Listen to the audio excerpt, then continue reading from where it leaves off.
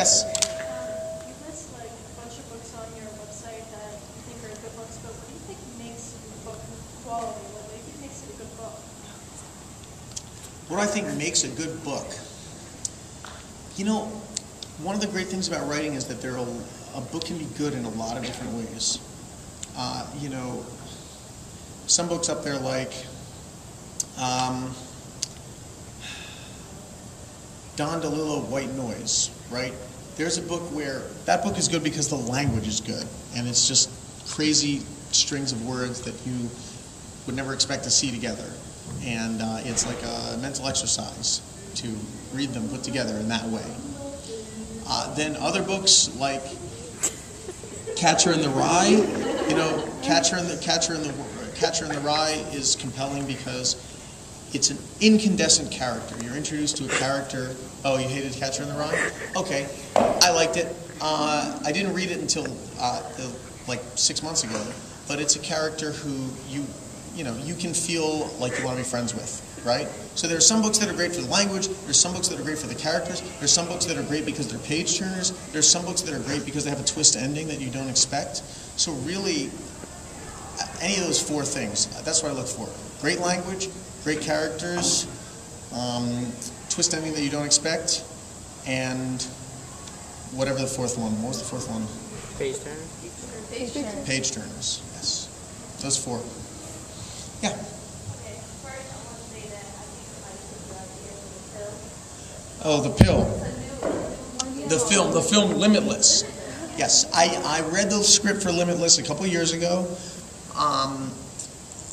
You know, look, I stole the idea for Be More Chill from Faust, okay? The idea that you get Faust is a German play where a person makes a deal with the devil to get what he wants. And that's what Be More Chill is about. You know, you make a deal with, in this case, it's not the devil, it's a pill. Like, you're a dork, you want to be cool, this thing will make you cool, but then secretly it's going to mess up your life in ways you don't expect. That's an old idea, right? So I'm not mad at Limitless. I didn't write Limitless. I didn't see Limitless. I would see Limitless, but I'm not, you know, it's not close enough to, it is close to Be More Chill, but the guy's not in high school and the pill doesn't talk to him in Keanu Reeves' voice, so it's different enough.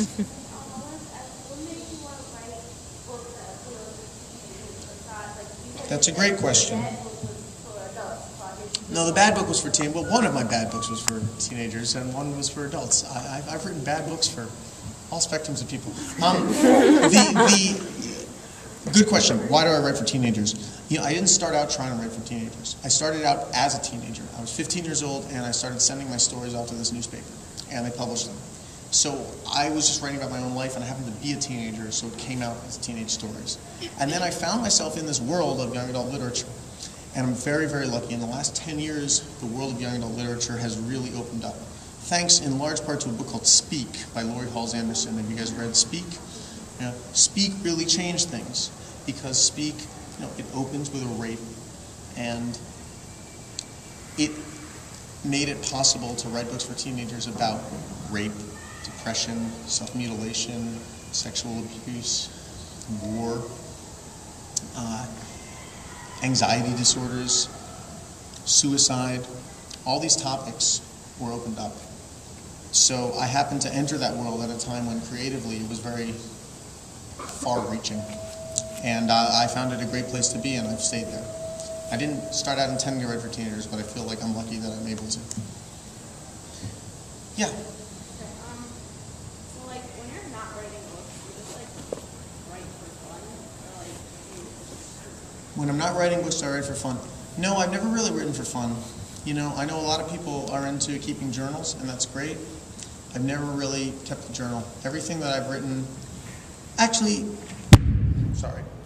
Hello? Save the day.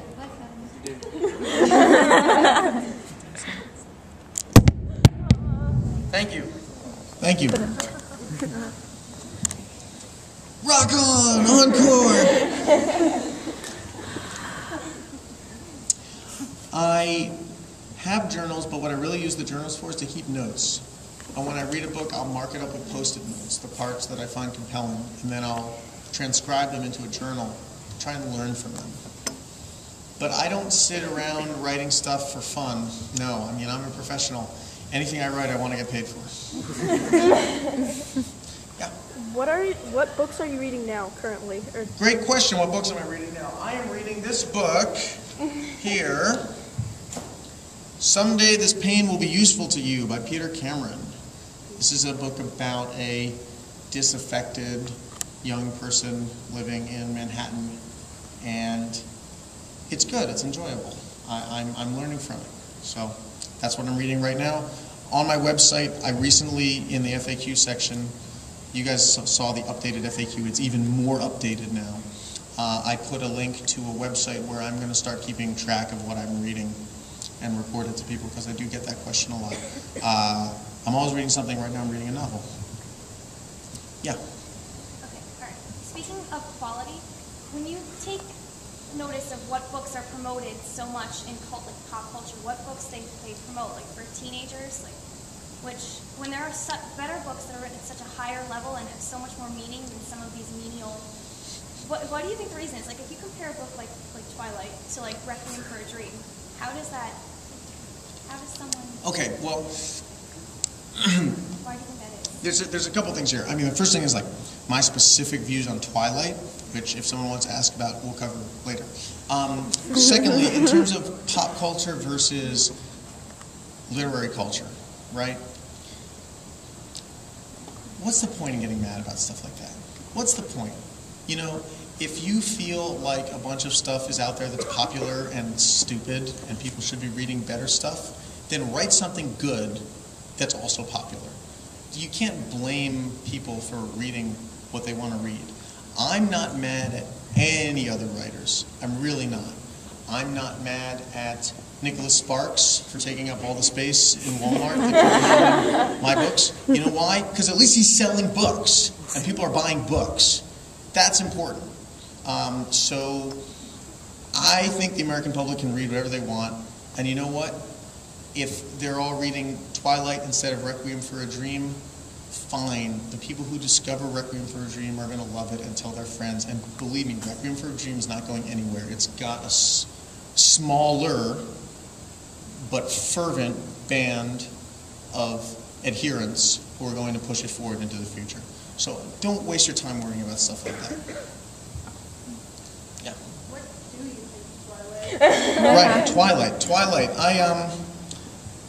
I spoke at a school, at a library rather, in Newark in about 2006.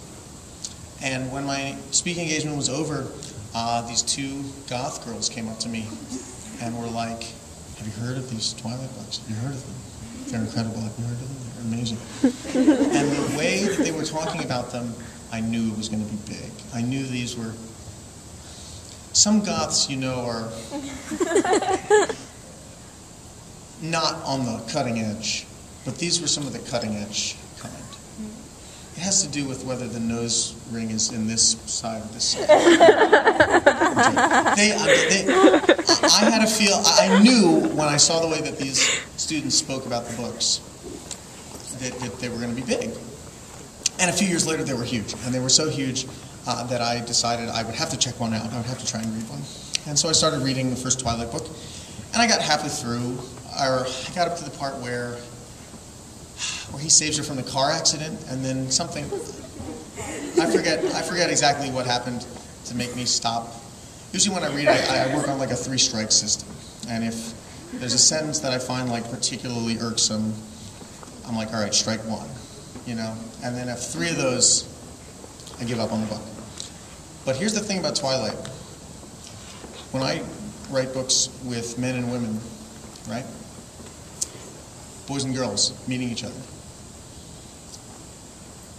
I find that if 2 people are attracted to one another and they start talking, they usually spend a certain amount of time doing what we call small talk. They discuss movies that they both enjoy or music because they're embarrassed to admit that they like each other and they want to find a safe thing to talk about. And that small talk period can last anywhere from 2 hours to 2 years. You know, there are people who like one another and won't admit it for years and just spend time talking about stuff that's safe. Not in the Twilight books. Vampire is introduced.